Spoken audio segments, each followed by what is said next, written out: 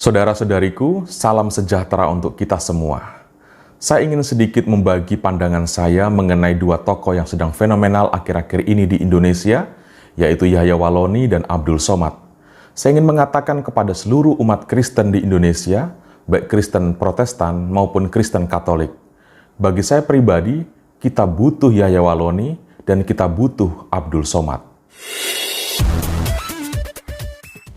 Saudara-saudari, kita membutuhkan orang-orang seperti Yahya Walloni dan seperti Abdul Somad untuk membuat kita semakin serius dengan iman kita sendiri, untuk merangsang indera batin kita agar bekerja lebih semangat dalam mengelola hidup rohani kita. Mereka bukanlah orang yang harus kita singkirkan, bukanlah orang yang harus kita perkarakan. Mungkin kita semua bisa ingat kata-kata Yesus tentang lalang di antara gandum. Para murid mengatakan, mari kita cabut lalang itu.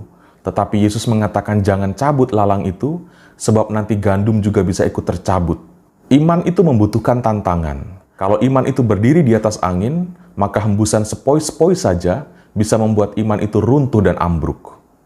Bagi saya kita butuh Yahya Walloni dan kita butuh Abdul Somad untuk membuat kita semakin mencintai gereja, mencintai doa, dan mencintai kitab suci.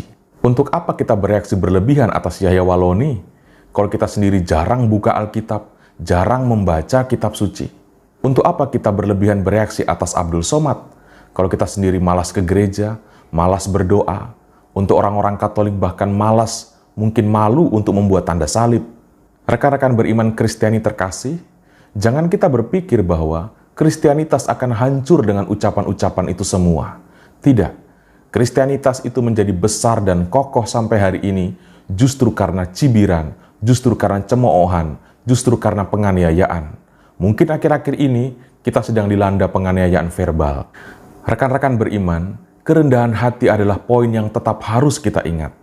Inilah saatnya bagi masyarakat Kristen Indonesia, bagi masyarakat Kristen Katolik dan Protestan Indonesia untuk menunjukkan siapa kita sebenarnya.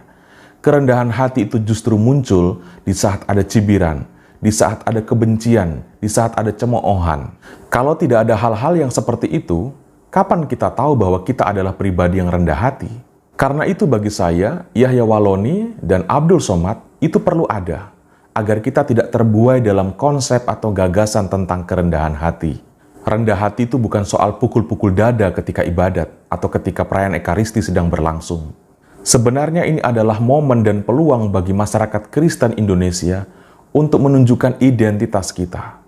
Kerendahan hati itulah identitas kita, itulah spiritualitas hidup Yesus. Kalau kita menslogankan perjuangan atas nama keadilan, yang menjadi pertanyaan, keadilan atas apa? Apakah ucapan-ucapan Yahya Walloni dan Abdul Somad membuat hubungan kita dengan Tuhan renggang? Apakah ucapan Yahya Walloni dan Abdul Somad membuat kita kesulitan membaca kitab suci lagi? Membuat kita kesulitan untuk membuat tanda salib kembali? Apakah kalau Yahya Walloni dan Abdul Somad diadili dan dipenjara, hal itu akan membuat kita semakin jatuh cinta dengan kitab suci? Akan semakin membuat kita tidak malu-malu untuk membuat tanda salib? Saya ingin mengajak seluruh umat Kristen Indonesia agar tidak membungkus iman terlalu rapat dengan rasionalitas. Ciri-ciri rasionalitas itu adalah tidak mau kalah. Sedangkan ciri iman yang benar adalah kerendahan hati. Jangan sampai kita menurunkan iman di bawah kepongahan rasionalitas. Dan lagi-lagi saya ingin sekali mengatakan bahwa iman itu tidak perlu diperdebatkan.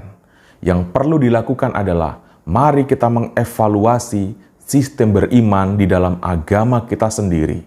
Untuk seluruh umat beragama di Indonesia, cobalah untuk bertanya, produk apakah yang lebih banyak dihasilkan dari sistem beriman dalam agamaku?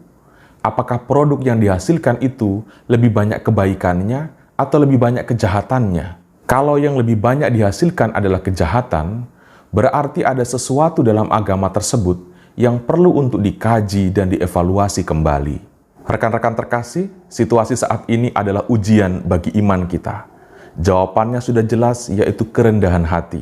Tinggal bagaimana kita mengisi ujian itu. Apakah kita mau mengisi ujian itu dengan kerendahan hati, ataukah kita akan mengisi ujian ini dengan jawaban yang muncul dari kepongahan dan muncul dari rasionalitas kita sendiri? Tuhan memberkati kita semua.